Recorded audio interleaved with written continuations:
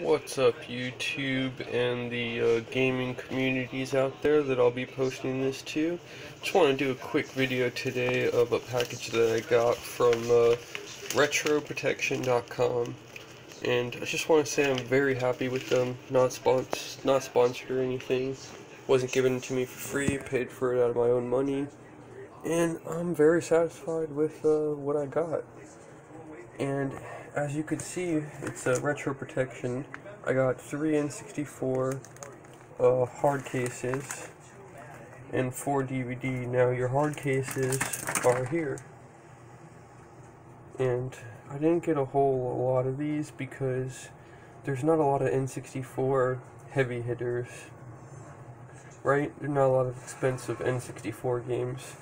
And these things are, I'm not sure what they cost, about maybe 60 cents a piece or so, maybe 60 to 90 cents, I think 60 cents for these ones, but, you know, I don't want to be spending 60 cents to be, you know, protecting shovelware games, sports games, you know, out of the 296 library of N64 games, you know, there's very few games that are expensive, and the ones that are expensive, you know, Sculptor's Cut, Stargate, was it StarCraft, you know, they're not that expensive, in other words, so I wouldn't go out and buy too many of these. What I did buy was a pack of the 100 bags for N64.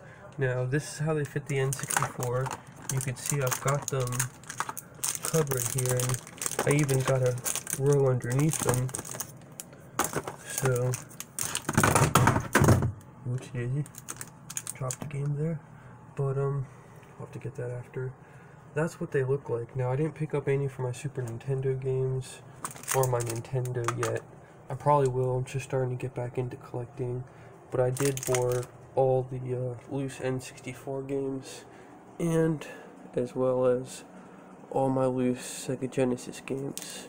Now, these bags fit a little loose, so another storage thing I like is these Napa Sega Genesis cases.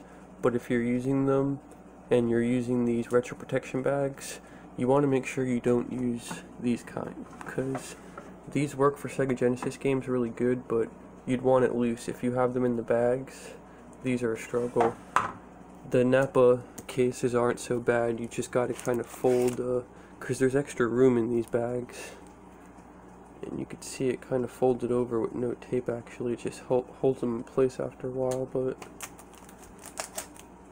they work really nicely, and I really prefer the Napa cases now. I got one of the 100 case holders back there that I'm going to fill one day. I just picked up that GameCube controller. That was actually free. Picked up a lot of GameCube controllers for like 15 bucks. Sold 2, made my money back profit, and, you know, kept that. I make a lot of my games nowadays flipping. It's not like it used to be, you know. You need a flip to be able to collect and find stuff out there.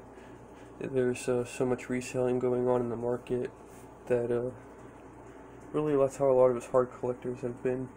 I hate to use my foot, but that's Creative like Systems, and that's right there is full of just complete Sega Genesis games, complete in box.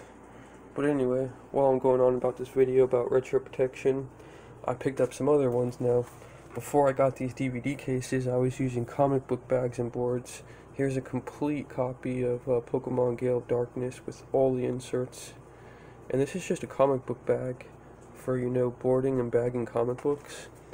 And I kind of just taped over the ends to make it seal nice.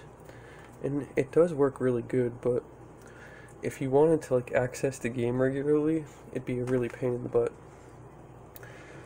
And there's another example. Now, I did buy a couple of these because I did have some heavy hitters. In my years of flea marketing and hunting or whatever, I did find these games for about $1 or $2 a piece complete. Kuon.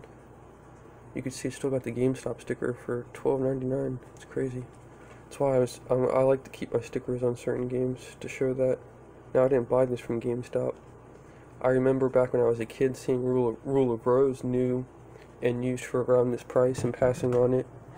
And wish I could have that for that nowadays. But happy to add these to my collection. I didn't pay anything. I paid like $1 or $2 for a piece of these, you know, and probably found these 5-6 years ago or so now. And when I found, you know, Haunting Ground, it was probably worth like $80, and Kuon was probably worth, you know, 150 to 200. And now, you know, the prices have like probably more than doubled or almost tripled on some of those, but I can almost understand why for those two, you know. Your three rares, like PS2 games, all happen to be like Japanese horror games. Kuon, Ruler Rose, and Haunting Ground, probably the rarest PS2 games. Maybe I'm wrong, correct me. But yeah. And yeah, so those are the bags and the cases.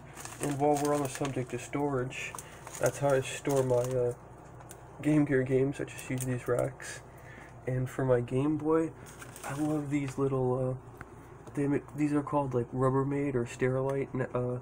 They just discontinued the ones that have the top, but here's my two 101s. Those N64/Sega Genesis bags also will fit a 101. So here's one of those bags for the N64. It's a reshelled 101 backlit screen there with an orange shell. Did that quite a few years back. And another 101 I picked up cheap on a private sale, like $20 or something. It's got the Game Boy Color games, Game Boy Advance games, and for storing all my Game Boy Advance games, I just use the little bags from trading cards. I don't know if I have any out in, right now, but yeah, there we go. Use these for Game Boy Color, Game Boy Advance. Got my charger in there. Tools for taking apart systems.